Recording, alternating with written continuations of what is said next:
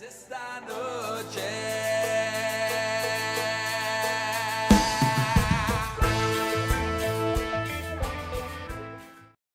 La cara, podernos ver a los ojos, podernos volver a encontrar con algunos y algunos la primera vez que nos vemos, ¿verdad? Bueno.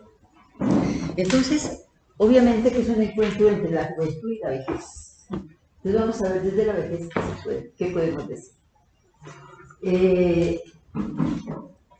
Yo en estos días, casi todas las semanas ha habido eventos Freire, ¿verdad? Algunos habrán llegado a ustedes, otros no. Pero dentro de lo que ustedes han oído, o si se han conectado con Freire, ¿qué les llamó la atención? ¿Qué les quedó de eso? ¿Tú has oído de Freire o te enganchaste en algún momento con alguna...? No, esto... ¿No? ¿Tú? Tampoco. ¿Tú? Nada. Pero antes sí. Antes sí, había escuchado. Pero alguna idea que te haya quedado. No, así. ¿Tú? Nada. ¿Tú? No. ¿Qué haces? Que haya, digamos, como conocido y que haya reafirmado en mi ejercicio como ya docente Sí. la intencionalidad educativa, la sistematización de como la reflexión constante de mi quehacer, Sí. la horizontalidad en el proceso de enseñanza, la dialogicidad con el otro o con la otra. Sí. Si se me escapa. Bueno, con esas que digas. ¿Y a ti? Yo voy a decir también la intencionalidad y el sujeto de la educación popular. Parecía como lo tengo presente. Bueno, entonces, para unos conocido, para otros desconocido, ¿verdad? Seguramente hay biografías a las cuales ustedes pueden acceder, ¿verdad? Por internet y no sé cuántos. De todas maneras, es un educador brasilero, ¿no? De finales de los años 60, después digo, su accionar, su propuesta a finales de los años 60. Y es una propuesta que incidió en toda América Latina y aún fuera de América Latina. Recuerdo que alguien que quería hacer un posgrado en Europa, lo quería hacer sobre convenios. Entonces le dijo, no, pero si ustedes tienen una originalidad en América Latina que es Freire y la educación popular, ¿para qué lo van a hacer sobre convenios? Y lo más significativo que ustedes tienen es eso. Además, la figura más significativa a nivel educativo, a nivel universitario, ¿no? Eso sí se tiene que ser reconocido. Entonces, dentro de eso que saben y no saben, ¿qué les gustaría, qué preguntas tendrían sobre Freire, sobre todo los que no han llegado a él? ¿Qué les gustaría saber?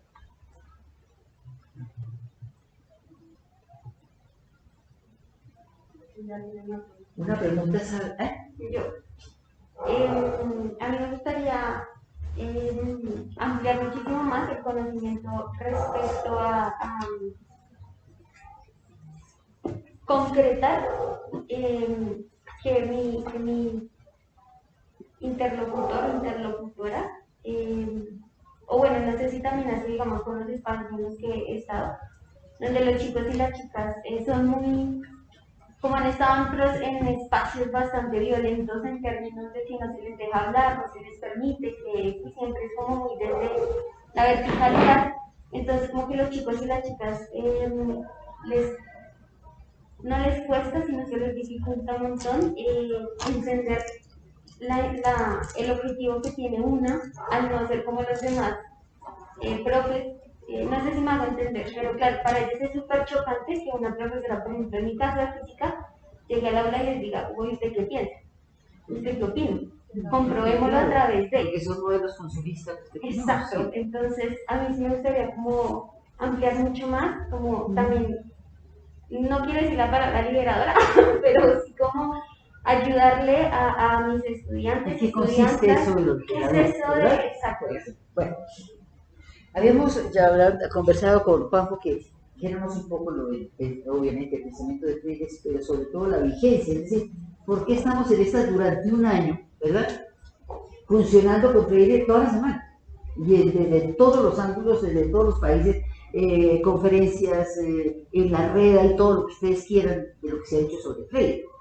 Y es, ¿a qué se debe eso? ¿No? Uno, que es, como les decía, un pensador de lo más reconocido en América Latina, ¿verdad? Y hay una cosa, cuando él, después de más de 20 años, él escribió el libro, sus dos libros primeros, en Chile, cuando le tocó irse porque cuando el derrocamiento de Joao Goulart en el 64, ahí lo metieron preso, él era de todas maneras una persona crítica, entonces lo metieron preso, y les tocó salir para Bolivia y no duró nada en Bolivia, y Bolivia derrocaba presidentes cada 8 días. Entonces allí le tocó otro derrocamiento del presidente y luego más adelante le tocó lo de Chile. Y cuando lo de Chile, él estaba en Europa y se enfermó. Entonces le llevaron al médico y la mujer estaba pues preocupadísima que por qué se enfermaba. Y llegó el médico y yo no le encuentro nada, examinaron todo, no le encontraba por ninguna parte. Y él mismo dijo, esto no se encuentra en ninguna parte, eso se encuentra en la historia en Chile. Así que le dolió tanto el asunto del derrocamiento de que se enfermó físicamente y los médicos no sabían qué era lo que pasaba. Entonces le tocó una era muy convulsionada, ¿verdad? Derrocamiento militar, represión, exilio, en ese ámbito escribió en Chile Pedagogía del Oprimido y sobre todo Pedagogía del Oprimido y Educación como Práctica Libre. Entonces cuando él volvió después de 22 años con una persona con quien él fundó el CEAL, se llamaba Bio Grossi, chileno. Fueron a la casa donde él había escrito, y frente a la casa de donde él escribió los libros, quiso entrar, obviamente no lo dejaron, la señora, pues la empleada no lo conocía. Y le dijo, mire, le dijo a Bio, mire, aquí escribí lo más radical que yo he escrito. Y él dice, mire, pues modestia aparte, pero creo que hoy lo que escribí en esa época es más vigente que cuando lo escribí. Es decir, él tenía la conciencia también que sus escritos eran vigentes, ¿verdad? Él lo había notado ya. Y en una entrevista, le dieron, en una entrevista que él concedió, le dijeron que por qué él había escrito los libros en un lenguaje tan académico, ¿no? Estos libros. Y él les contestó, mire, yo venía de la academia, yo era profesor universitario, pero además le dijo a la persona, le dice, porque el entrevistador le dice, usted dice que esos libros son para los harapientos, para la dignificación de los pobres, para no sé qué, y mire el lenguaje de lo que escribió. Entonces él le dice que yo venía de la academia por una parte, y por otra parte nunca pensé que lo que yo escribiera tuviera tal aceptación, tal divulgación. Si hubiese sido así, quizás yo lo hubiera escrito de otra manera. Él mismo no fue consciente de lo que estaba haciendo, de la repercusión que él tuvo. Después, obviamente, a nivel de, mira, ahí me contaba algo, que hay más institutos Freire en Alemania y en Brasil. Es decir, ha tenido una gran divulgación, mucho más aún fuera de su país. Recuerdo que iban en el evento 33, en Brasil todo ese nombre, todos los más grandes. Entonces, eran 2000 personas, investigadores de distintas áreas que se reunían a nivel nacional para fortalecer como las líneas de investigación a nivel nacional. Eran 2000 personas mismas. Iban en el evento 33, creo que ya, si no había muerto, estaba a punto de morir, nunca lo habían invitado, ¿no? Siendo lo más reconocido que había. Es decir, ¿por qué? Porque Freire era, por una parte, ¿cómo te digo yo? Adorado por mucha gente, era lo máximo en educación, pero también unas peleas tenaces contra él, digamos, era esa persona que podía levantar lo más, ¿cómo te digo? Lo más amoroso, lo más grato, pero por otra también en la pelea más dura que se le hacía, ¿no?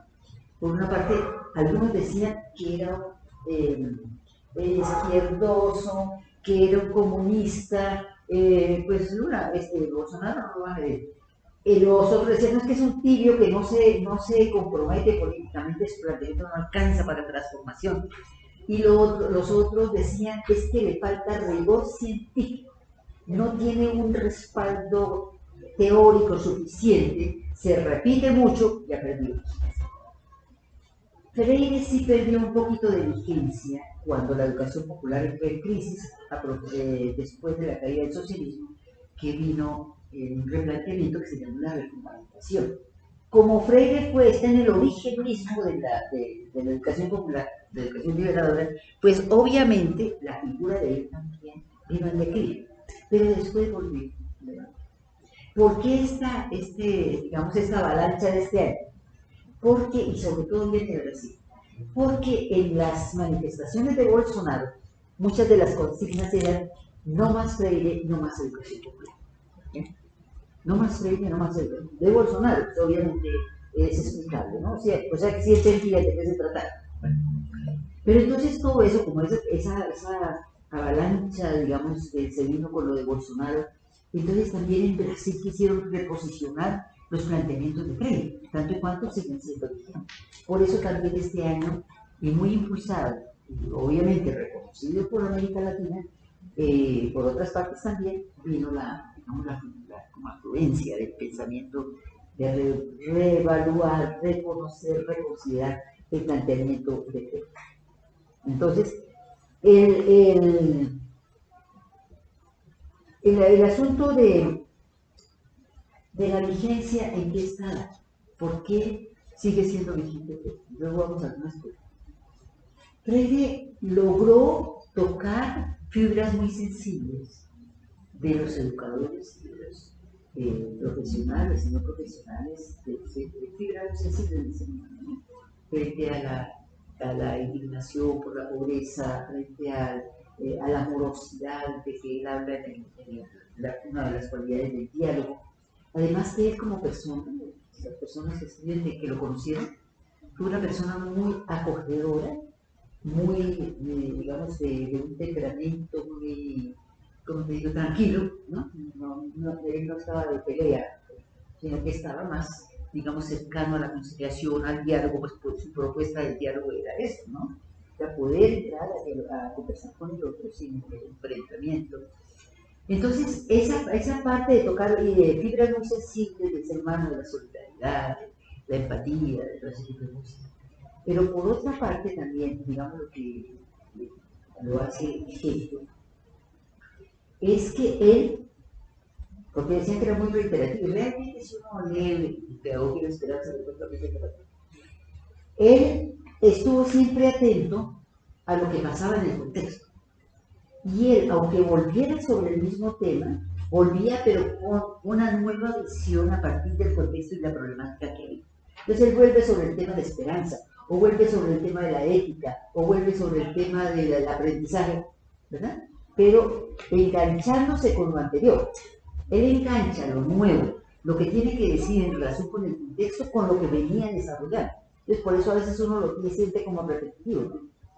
Lo otro es que él incursiona en muchas áreas de trabajo, ¿no? Incursiona en el asunto de la política, él incursiona en la... Él fue secretario de Educación en Sao Paulo, que es una de las ciudades más grandes de América Latina.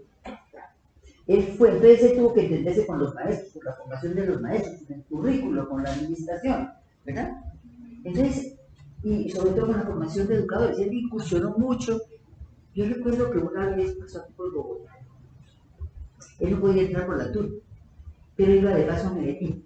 Entonces corrió la voz y como 4 o 5, él estaba en el Tequendama, como 4 o 5 llegamos, nos invitamos a comer allá en un restaurante que se llama Pierrot, que es por la 27. Ahora arriba lo cerraron, una cosita pequeña, y estaba con su segunda esposa. Entonces él llegó y habló con nosotros y le preguntamos qué tema iba a tratar en Medellín. Me decía, nos dijo el tema de la estética.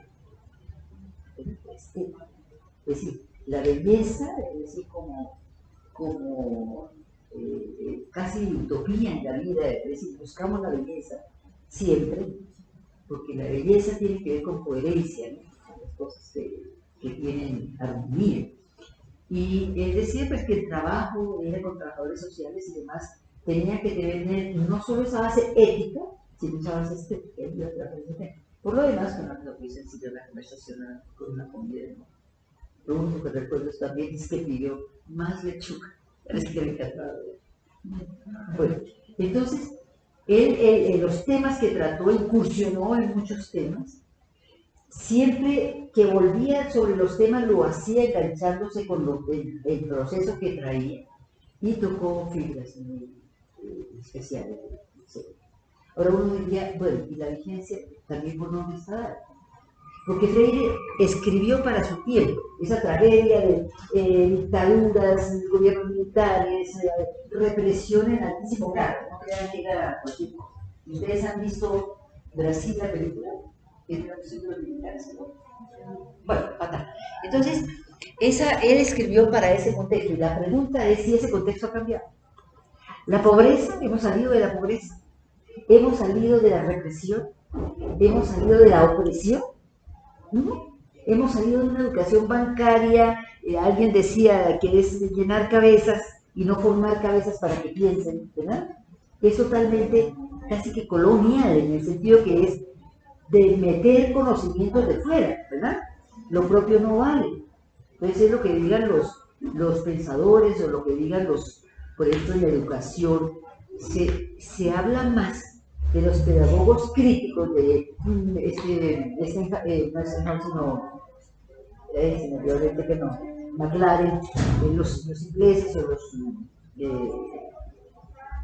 australianos, se habla más de ellos que de Freire, imagínate. De Freire es como de tercera, cuando realmente el pensamiento crítico viene de allá, el pensamiento crítico de Freire.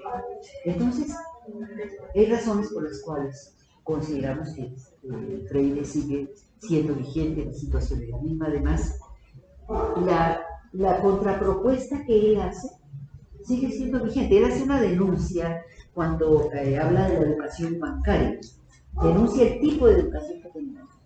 Y esa denuncia de educación bancaria es una ruptura epistemológica y política, porque él dice, la gente tiene unos conocimientos que los ha adquirido en su cultura política.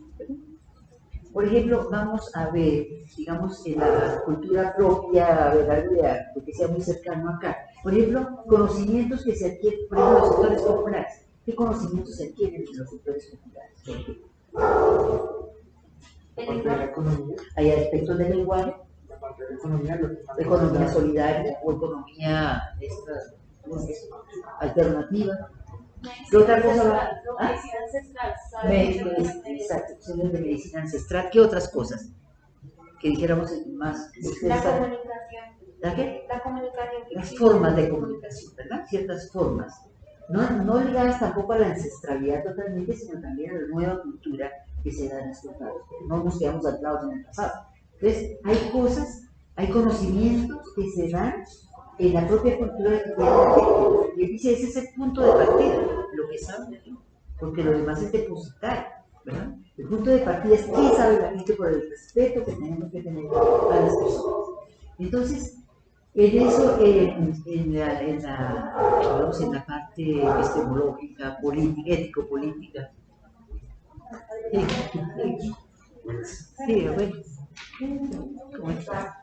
¿Qué tal? Tranquilo, sí, díganos. No, no te conozco. Ah, no, tranquilo. Luis Enrique, Quique.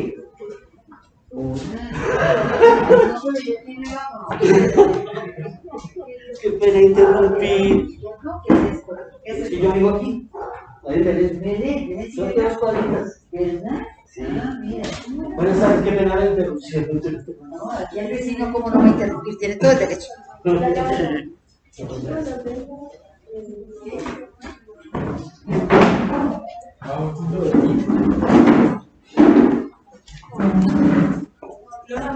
gracias. ¿No? Bueno, se vaya bien. Sí, sí, claro. Bueno, entonces, hay una cuestión también y es que hay temas, tanto de las denuncias que él hace como fruto de su investigación, como de las propuestas que él hace. Porque frente a una educación bancaria alienante, ¿es que propone? Frente a la educación bancaria, ¿qué propone? La educación liberadora y la educación problematizadora, ¿verdad? Justamente para que no quede como vaciamiento de conocimientos en las cabezas de nosotros, él dice, hay que problematizar, ¿no? Más que llenar cabezas, hay que problematizar. Por eso cuando alguien decía de que los niños, tú que decías, ¿no? Que los niños no admiten que un lenguaje distinto, que cómo se hace, el asunto es cómo partir de lo que ellos tienen. Es ahí, el cuento es ahí. Partir de lo que ellos tienen, ¿verdad? Para tenerlo como punto de partida del avance, que nunca alcanza a ser lo que nosotros vemos, ¿verdad? Pero sí puede haber una incidencia cuando hay una intencionalidad de política por parte de uno, ¿no? Pero él reconoce que el punto de partida es el de los saberes propios que la persona adquiere en su medio y en su cultura. Entonces no podemos homogeneizar a todo el mundo, ¿verdad? Porque lo que se sabe en estos barrios populares no es lo que se conoce en el campo, por ejemplo, ¿verdad? Siendo también sectores empobrecidos, no es lo mismo que pueda uno ir a las cárceles, pues eso es otra cosa. La cultura genera unos saberes que son el punto de anclaje para el trabajo, ¿verdad? De lo contrario, la tenemos perdida. Porque uno se llega de fuera a dar conocimientos y demás, ahí no hay nada que hacer, porque la gente sigue con lo que ha tenido siempre. Bueno, esa es una cuestión, digamos, de lo que uno diría, el planteamiento de él sigue siendo vigente, ¿no? Lo otro es la importancia que él le da al diálogo, ¿verdad? Que eso también va en contra de todo lo que era la pedagogía convencional, ¿verdad? Entrar a dialogar, si lo que había era que entrar a depositar saberes, y el diálogo implica el reconocimiento del otro, ¿verdad? Yo converso con el otro porque es digno de estar, ¿cómo te digo yo? Cuando considero que es una persona con la cual yo puedo conversar, si no, no lo haría, ¿verdad? Entonces ese respeto al otro en el diálogo, que es él recoge pues, todo el planteamiento de la filosofía anterior, digamos, pero él lo propone para la educación. El hacer ver que la educación es un elemento transformador, que la educación transforma a la persona y a la sociedad, y que además con la educación se puede construir futuro, vislumbrar futuro, eso es una cosa muy también importante en el pensamiento de él, ¿no? El valor que le da la educación al papel transformador de la educación, ¿no? Y en ese papel transformador, la importancia que le da al diálogo. Bueno, entonces, no sé si ustedes consideren que hay alguna pregunta, algún elemento que les gustaría, porque aquí pues hablar de Freire, uno dice, pero ¿qué tópico? Todo el tema de conocimiento, el tema del diálogo, el tema político, el tema ético, la estética, como la inclusión en todo. Entonces uno como que no sabe también como por dónde entrar el asunto, ¿no? Entonces más bien, ¿alguno de ustedes tiene alguna pregunta respecto al pensamiento de Freire? Como por dónde, ¿sí? De pronto, y vinculándolo con la última charla sobre la esperanza o la desesperanza, digamos, la experiencia en Guinea Bissau termina un poco mal. Todas terminan mal. Eso pasó. Todas terminan mal. Mira lo que pasó en Nicaragua. En Nicaragua. Todas terminan mal. O sea, Sí. Y un poco también Freire plantea la esperanza, como las educadoras. Claro. Además que en principio los educadores tenemos que ser portadores de esperanza o tenemos que renunciar. Eso dice. Que no sean portadores que dicen que renuncian. Vaya a hacer otra. Entonces, el asunto es que, digamos, quizá lo que tengo yo más en la vida es lo de Nicaragua, ¿verdad? La pasión total, es decir, a mí me tocó todo el año de la exuberante de la pasión, ¿verdad? La pasión. Lo máximo era la cruzada de la alfabetización, porque era la primera tarea revolucionaria, era llevarle en concreto lo que era la revolución al pueblo. El pueblo había luchado 50 años por cambiar. Y según ellos decían, ellos si como iban las cosas, deberían haber derrocado al sobernocismo 2 años después, pero se les apareció la Virgen y fueron 2 años. Y lo otro es que si las cosas no les salían bien, se demoraría 15 años más. Es decir, las cosas, ahí por eso Tomás Borges tiene un libro que se llama La paciente impaciencia, que luego Freire lo toma como una virtud del educador, la paciente impaciencia, ¿no? Entonces, en esa tarea en donde todo un pueblo, es decir, ¿qué fue lo importante? Que la voluntad política del gobierno coincidió con la respuesta del pueblo. Entonces, era un pueblo, así como fue un pueblo en armas, fue un pueblo en educación. La alfabetización era lo máximo que todavía podía uno encontrar en ese momento. Y todo lo que se vivió, dice, qué horror, ¿qué pasó? ¿Qué pasó? El que está de presidente era uno de los comandantes. Yo recuerdo que para la alfabetización nombraron un comandante, es decir, y ahí había una cosa que era contraria a Freire, porque Freire decía, los temas tienen que salir de la investigación, que los educadores hagan con la gente. Allá los temas eran el plan de gobierno, es decir, era la Dirección Nacional la que ordenaba cuáles eran los temas, o sea, nada que ver con Freire. Y luego otro había un comandante, se llamaba el comandante Bayardo Arce, que había sido asignado directamente, él era el que hacía los discursos hablando de la educación revolucionaria, porque allá cuando uno hablaba de educación popular les parecía eso como amarillento, como que eso no era lo que vivíamos decir, era la educación revolucionaria. Y el comandante Bayardo Arce era el que hacía los discursos. Entonces era una, a ver, ¿cómo te digo yo? Era una tarea que tuvo, ya que me la mencionan, algunas cosas que son como ejemplarizantes para... A ver, una de las cosas que hubo fue, digamos, políticamente mal hechas, pues. Nicaragua tiene la parte del Pacífico y la parte del Atlántico. La del Atlántico pertenece a los Chitia, ¿verdad? Los misquitos. Y ellos se sienten más ligados a Inglaterra que a Nicaragua. Ellos se sienten casi descendientes de la reina Isabel. Entonces, y hablan peor. Y los comandantes o la dirección en ese tiempo le pareció que había que traducir la cartilla al misquito, que era un problema de traducción. Tradujeron la cartilla al misquito y la zona, los misquitos no lo aceptaron, porque para ellos Sandino era un bandolero, era un malhechor, ¿verdad? Entonces, no se las aceptaron. Es decir, la incapacidad en ese momento de ver la diferencia cultural, ¿verdad? Y luego entendieron que para ellos la revolución, eso no era para ellos, no fue de ellos ni se reconocieron aquí. Y esa traducción, pues fue una atropello, ¿no? Una cultura propia de los hijos. Ellos nunca reconocieron eso. Y otro error que hubo fue que cuando se terminó la cruzada, casi un 53% se bajó en el analfabetismo. Entonces, se terminó la cruzada y hicieron un empalme, se fueron los cubanos, aquí voy a hablar mal de los cubanos. Los cubanos eran los ancestros, ¿no? Entonces, la dirección cubana había tenido la experiencia de su campaña Conrado Benítez, se llamaba, pero ya no habían tenido guerra. Entonces ellos pasaron de la alfabetización a la educación de adultos. 5 libros de español, 5 de matemáticas, de matrícula, asistencia. Y resulta que cuando Nicaragua terminó la cruzada, estaban en la guerra con la Contra. La Contra es una acción gringa que estuvo para, recuerdan una cosa, se llamaba el proceso Irán Contra, es decir, plata que iba para Irán se desvió para Nicaragua para torpedear, ¿cómo te digo? Estropear la revolución.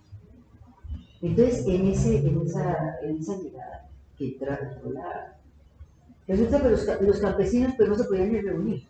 Les tocaba a algunos enterrar las cartillas, en plástico, enterrarlas, porque si los escondían, si los encontraban, era motivo para matar. El primer muerto alfabetizador se llamó Georgino Andrés, una manifestación en Managua por eso, pero después vino la muerte y ya eso no tuvo miradito. Entonces, ¿qué pasó? Que al cambiar el modelo, al no tener en cuenta el cambio de contexto, el efecto de la alfabetización se vino a piso. Pongamos que no era, pero pues cercano a esto. Por ejemplo, que si hubiesen alfabetizado 400.000 personas, con esto quedaron 40.000. Entonces era un fracaso. Un muchacho de allá, un sociólogo, no creo cómo se llama, escribió un libro que se llama La Fórmula de Cristo. Es decir, la falta también de conocer el momento, de conocer las circunstancias y no, como te digo, querer trasplantar una experiencia de una parte a otra sin consideración ninguna. ¿Cómo no se daban cuenta de que la guerra estaba en pleno? Es decir, estaban matando muchachos y por eso perdieron el feminismo, perdió las elecciones, no resistieron una muerte más. Entonces, los procesos en la manera idealista de unos verlos, entonces uno decía, no, la revolución, entonces los campesinos con tierra, los trabajadores con trabajo, la salud. Al principio, claro, después viene el declive. Entonces los procesos no son lineales. Y uno se ilusiona, ¿no? Dice, no, ¿quién iba a pensar que eso se iba a venir al traste con esta situación? ¿No? O sea, llegar a que uno de los comandantes hoy es un nuevo dictador. Mira de la forma en que está trabajando en las elecciones y demás. Entonces los procesos no son ascendentes, no son lineales, son procesos sociales que son reversibles. Y casi todas las revoluciones han llegado a nada, ¿verdad? Sí, han tenido ese tipo de circunstancias. Yo conocí a Freire en una circunstancia muy singular. Era ya una figura pública, obviamente venía de Europa, del Consejo Mundial de Iglesias, que fue lo que le permitió a él viajar por Santo Tomé y Príncipe, por Guinea-Bissau, entonces, y por África y por Asia. Él llegó de allá, y yo, claro, nosotros como figura pública, él se tenía que presentar en el Teatro Juvenil. Él incidió más en la campaña de los militares que la campaña nacional. Estábamos en fase de preparación. Y la sede de la cruzada era un complejo de apartamentos que estaban para entregar cuando el derrocamiento de Somos. Entonces lo designaron para la cruzada. Entonces rompieron de apartamento a apartamento, entonces quedaron las de, porque rompieron las apartamentos, tanto arriba como abajo, entonces uno podía atravesar. A mí me tocaba el piso, en el segundo piso, Germán estaba en el primero, era de los materiales, cuando de pronto dice que llegó Freire, nosotros, Freire, ¿a quién nos parecía que llegó Freire? Entonces, pero claro, en una salita de un apartamento clase media muy pequeño, yo creo que estábamos 8 o 10 personas las que logramos congregarnos ahí. Parece que él pasó por ahí y dijo que yo quiero entrar. Él llegó, tengo así viva, registrada como en piedra, la imagen de él entrando a la sala. El traje que llevaba, la figura esa de profeta que tenía, el pelo largo, blanco, y su traje, y su cartera, y sus zapatos tengo vivos. Y bueno, empezó la charla, muy fraternal, ¿no? Muy respetuoso, porque en la cruzada, no, pues obviamente no se había seguido totalmente, se había seguido a Freire en muchas cosas, pero en algunas no, como en los temas, por ejemplo, ¿no? El asunto de la ley. Entonces empezamos a hablar, y en el trasfondo de la charla, él tocó un tema que él se lo podía tratar en ese momento, así nosotros estuviéramos montados con el cuento. Y era la relación entre pedagogía y política, y el considerar la pedagogía como una herramienta política, es decir, ¿qué te diga yo? Es decir, la pedagogía es condición de eficacia política. La pedagogía como condición de eficacia. Ese fue el tema que él desarrolló. Él se presentó en otras partes, yo no pude ir porque estábamos en plena preparación todavía. Él llegó como en enero, estaba a punto de volver a Brasil. Y nosotros teníamos que empezar eso como a finales de enero, lo que era la capacitación del grupo matriz, que eran 40 maestros, 40 de la Constitución de Vista. Los maestros hemos sido todavía muy conservadores, de todas partes.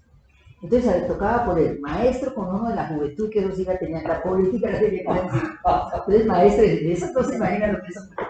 Bueno, entonces, allá para la montaña y para no sé cuánto, maestro y juventud. Entonces, no había. no había caso. Algunos entendieron, otros obviamente no, y otros y el hecho también político es que nosotros llevábamos el diálogo como una parte didáctica de la lección, digamos, de alfabetizar, ¿no? Porque había un tema, uno dialogaba sobre el tema y luego venía enseñando la lectura y escritura. Allá no, allá el diálogo fue una gran epopeya nacional, porque se cerró toda la secundaria, como decirles esto aquí 11, ¿no? Se cerró toda y toda la universidad, solo quedaron 2 carreras estratégicas abiertas, que fueron medicina y agronomía. 60.000 muchachos al campo, a vivir en el campo, en la casa donde iba a alfabetizar. El muchacho, así fuera de clase alta, es decir, del Nuevo Granada, del yo no sé cuánto, la pase a vivir al campo, ¿no? Entonces, era un diálogo intergeneracional, porque era el joven que iba a la casa de los adultos, y era también el diálogo intergeneracional y el diálogo, digamos, ¿qué te digo? No solo en términos de la revolución y de la política, sino era algo que trascendía el hecho mismo pedagógico educativo, ¿verdad? Era un recambio total en la cultura de ese pueblo. Entonces, no era solo el diálogo de la clase, a veces no se podía ni hacer porque si había gente que no era revolucionaria, pues decía, mire, yo vine a que me alfabetizara, pero no me eché los cuentos de la revolución, yo vine a que me alfabetizara, ¿verdad? Entonces, a veces que ni se podía hacer el diálogo. Pero sí, ese gran diálogo nacional sí se dio, ¿no? Es decir, esa relación campo-ciudad y esa relación joven-adulto, ¿no? Los muchachos terminaron diciendo que quedaban con 2 familias, la familia del campo y la familia de la ciudad. Igual lazos que todavía son súper vivos.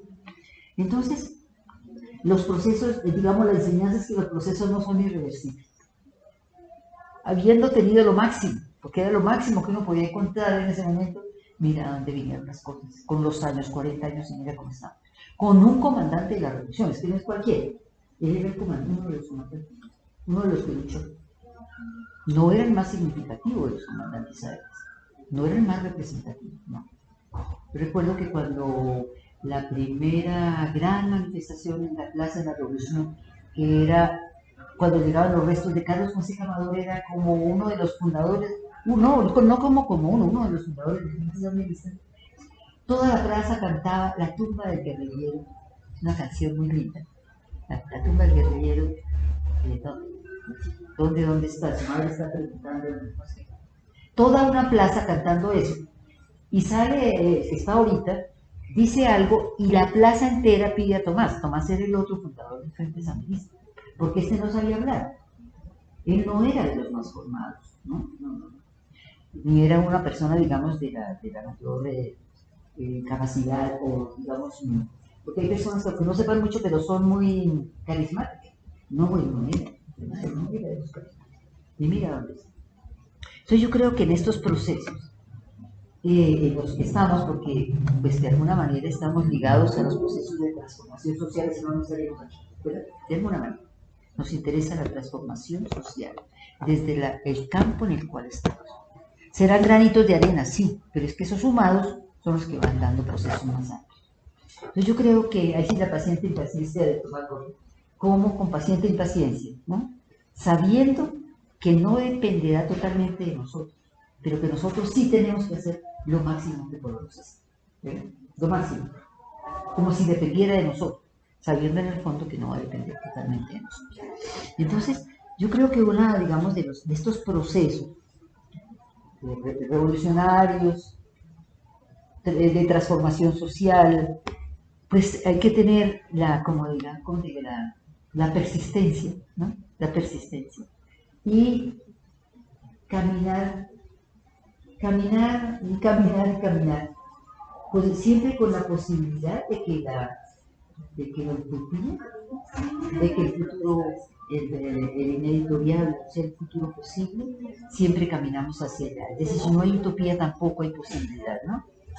Hablando de estas cosas, estaba yo mirando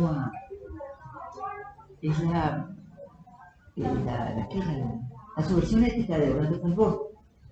Entonces yo dije, Freire no hablaría de eso, porque si uno nunca termina de leer, ¿no? Siempre lo tiene ahí y dice, mira, que le saqué yo otra cosa, aunque lo haya leído, no sé cuántas veces. Estoy diciendo, ¿será que no sé? Pues sí, se refiere a la subversión. Y él dice que el deseo de cambio y toda la energía que le pongamos al cambio es solo una expresión de amor.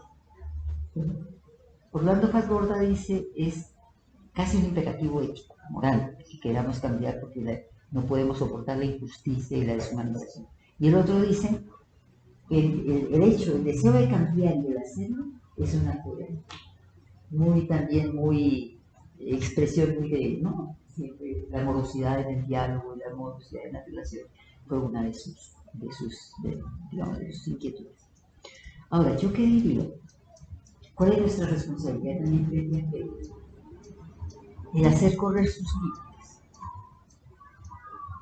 Y les digo por esto, en República Dominicana había un intercambio de experiencias de alfabetización.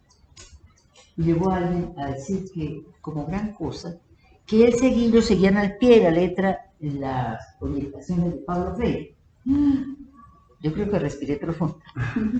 Entonces, ¿cómo así que siguen al pie de la letra?